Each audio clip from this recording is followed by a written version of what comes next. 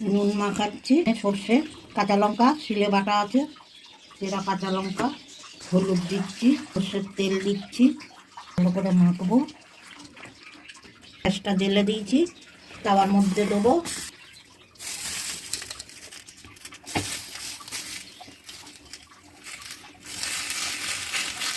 মশলাগুলো দিয়ে দেবো,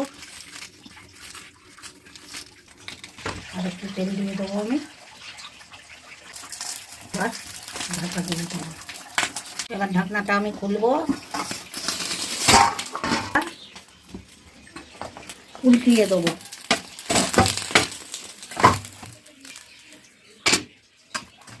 এই পিঠটা হওয়ার জন্য এবার ঢাকা দিয়ে দেবো।